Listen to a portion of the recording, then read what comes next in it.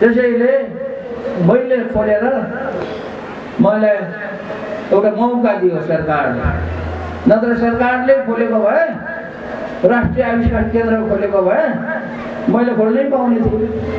अनि मैले नखोलेको भए कसैले मलाई चिन्ने पनि थिएन। गाउँ गाउँमा इन्टरनेट लैजाने काम सुरुमा नगरेको भए कसैले मलाई चिन्ने थिएन। अनि राष्ट्रिय आविष्कार केन्द्र पनि सरकारले खोलिदिएको भए मलाई कसैले चिन्नु पर्ने थिएन। अनि वीरगञ्जको कृषि औजार कारखाना त्यो पनि, त्यसबाट पनि तपाईहरुले मलाई चिन्नु भएको छ। वीरगञ्जको कृषि औजार कारखाना सञ्चालन गर्नको लागि सरकारले नै अर्थ मन्त्रालयले मलाई अनुरोध गरेको हो, मर्मत गरिदिनुहोस् भनेको हो। मर्मत खर्च हामी दिन्छौँ भनेर लेखेर दिएको पनि हो। हामीले सरकारलाई सघाउनको लागि काम सुरु गरेको हो। कुनै नाफा खानको लागि त्यो कारखाना ठेक्कामा चलाएर, ठेक्का लिएर चलाएर, लिजमा चलाएर नाफा कमाउन खोजेको होइन। तर सरकारले पछि चाहिँ धोका दियो, पैसा दिए।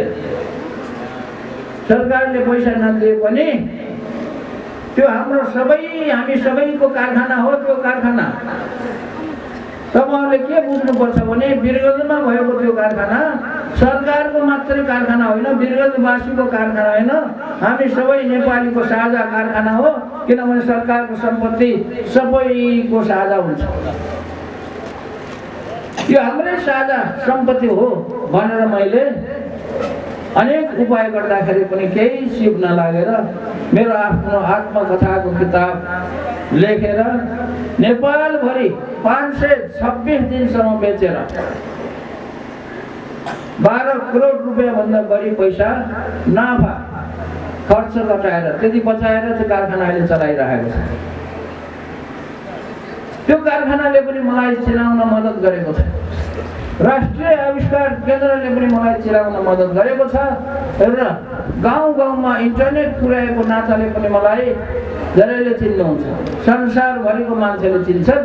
त्यसैले सरकारलाई मैले किन धन्यवाद दिन्छु भने उहाँहरूले गर्नुपर्ने कुरा, सरकारले गर्नुपर्ने कुरा नगरेर म एउटा नाथेले गर्नुपर्दाखेरि म आफैलाई चिन्ने अवस्थामा पुर्याए, सबै जनताले चिन्ने अवस्थामा पुर्याए।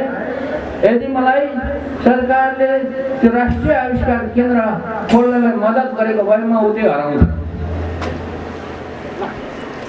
त्यो कृषि औजार कारखाना चलाउनलाई मर्मत खर्च यताउता खर्च दिन्छु भनेर साँच्चै दिएको भए मैले किताब लेख्नै थिएन, नेपालभरि डुल्नै पर्ने थिएन। अनि कसले चिन्छ मलाई?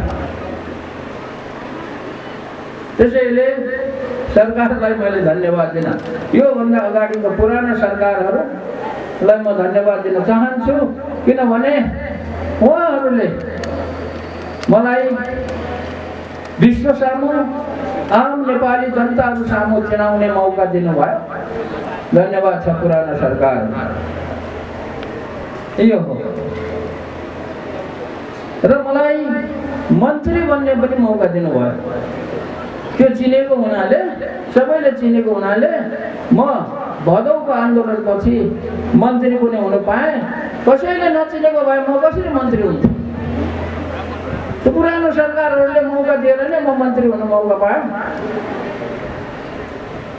भदौको 23-24 गतेको जेन्जी आन्दोलन हुँदाखेरि म काठमाडौँमा थिएन। म किताब बेच्दै सुदूर पश्चिमबाट किताब बेच्दै सुदूर पूर्वको ताप्लेजुङ जिल्लामा किताब बेचिरहेको थिएँ। काठमाडौँमा आन्दोलन भएको कुरा मलाई थाहै भएन। त्यति बेला आन्दोलन भइसकेपछि, जनधनको क्षति भइसकेपछि साथीहरूले मलाई फोन गरे, ल काठमाडौँ आउनु पर्यो भनेर फोन गरे। म आउँदिनँ भने, किनभने जे हुनु भइसक्यो, अब म आएर काठमाडौँमा के हुन्छ र भनेर म आउन मानेको होइन। तर झन् उल्टो ल मन्त्री बन्न आउनुहोस् भनेर भन्छ। मैले भने म मन्त्री बन्दैन, म मन्त्री बन्ने मान्छे होइन, म मन्त्री बन्दैन। मैले चाहिँ कारखाना चलाउँछु, म किताब बेच्छु, कसैलाई मन्त्री बनाउनुहोस् भन्दाखेरि पनि सुख नदिएर म एकदम तपाईँहरूलाई प्रष्टसँग भन्छु, ढाँटेको होइन। मैले 3 जना व्यक्तिको नाम दिएँ। मभन्दा यिनीहरू मभन्दा राम्रा छन्, मभन्दा योग्य छन्, मभन्दा ढङ्ग भएका छन्, यिनीहरूलाई मन्त्री बनाउनु भनेर मैले त्यहाँ चाहिँ मलाई फोन गर्ने मान्छेहरूलाई भन्दाखेरि उनीहरू मानेनन्। मलाई नै मन्त्री बन्नुपर्छ भने अनि एकदम अनुरोध गरेँ।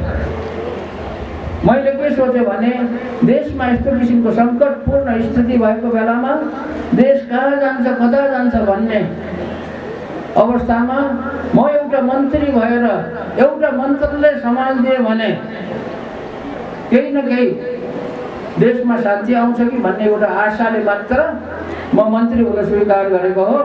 मन्त्री हुने लोभ लाएर मलाई म मन्त्री भएको होइन। त्यो मन्त्री बन्नमा पनि पुरानो सरकारहरूको धेरै देन छ है। पहिलाको सरकारहरूले राम्रो काम गरिदिएको भए जेएनजी आन्दोलन हुने थिएन। जेएनजी आन्दोलन सरकार बदल्नको लागि, चुनाव गराउनको लागि भएको होइन, सबैलाई थाहा छ। जेएनजी आन्दोलन देशमा चाहिँ विध्वंस गर्न भएको होइन, तर दुर्भाग्यले भयो। तर त्यो स्थिति ल्याउने जिम्मेवारी कसको थियो? कसले गर्दाखेरि त्यो जिम्मेवारी लियो? त्यो कुराको जिम्मेवारी पुरानो सरकारहरूले लिनुपर्छ। जेएनजी आन्दोलन देशमा भ्रष्टाचारको विरुद्धमा, कुशासनको विरुद्धमा भएको थियो। त्यो कुनै राजनीतिक आन्दोलन थिएन। तर अहिले त्यसलाई छट्टु स्यालहरूले, भन्छु म, त्यसलाई छट्टु स्यालहरूले राजनीतिक रङ दिइरहेका छन्। त्यो होइन, किनभने सबैलाई थाहा छ जेएनजी आन्दोलन हुँदाखेरि जेएनजीहरूको माग के थियो? मन्त्रालयहरूमा पेश गरेको माग, सरकारले पेश गरेको माग के थियो? यो सबै के अरे नयाँ सरकार विघटन गरेर नयाँ चुनाव गराऊ भन्ने थियो? त्यो त थिएन त। भ्रष्टाचार हटाउनुहोस्, सुशासन ल्याउनुहोस् भन्ने माग थियो। तर भयो उल्टो। सरकारकै अयोग्यताले गर्दाखेरि हाम्रो युवाहरूको ज्यान गयो, धनजनको क्षति भयो। अनि आफैले गर्दाखेरि धनजनको क्षति भयो। अहिले चाहिँ उल्टो दोष चाहिँ अरूलाई दिइरहेको छ। हामीले गर्दाखेरि धनजनको क्षति भयो, ल माफ पाऊ, गल्ती भयो भन्नलाई त्यो मुखबाट किन नझरेको? जनताले त माफ दिन्छ त। मान्छेले त गल्ती गर्छ, सबैले गल्ती गर्छ, भगवानले पनि गल्ती गर्छ। गल्ती भएको कुरालाई गल्ती भयो, हामीले यसलाई सुधार गर्नुपर्छ, अगाडि बढ्छौँ भनेर भन्न किन नसकेको? त्यसैले जेएनजी आन्दोलनले नै मलाई मन्त्री बनायो। 6 महिनाको लागि मन्त्री बनायो। 6 महिना भनेको कुनै लामो समय होइन। अनि त्यो जेएनजी आन्दोलन पछि बनेको सरकार त्यो अस्थायी सरकार हो, काम चलाउ सरकार हो। त्यो सरकारले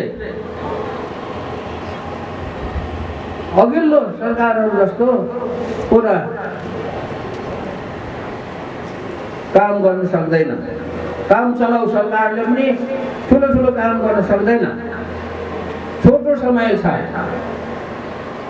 अनि कुनै पनि नयाँ कुराहरू, ठुला कुराहरू गर्न सक्दैन। सिर्फ 6 महिनाभित्रमा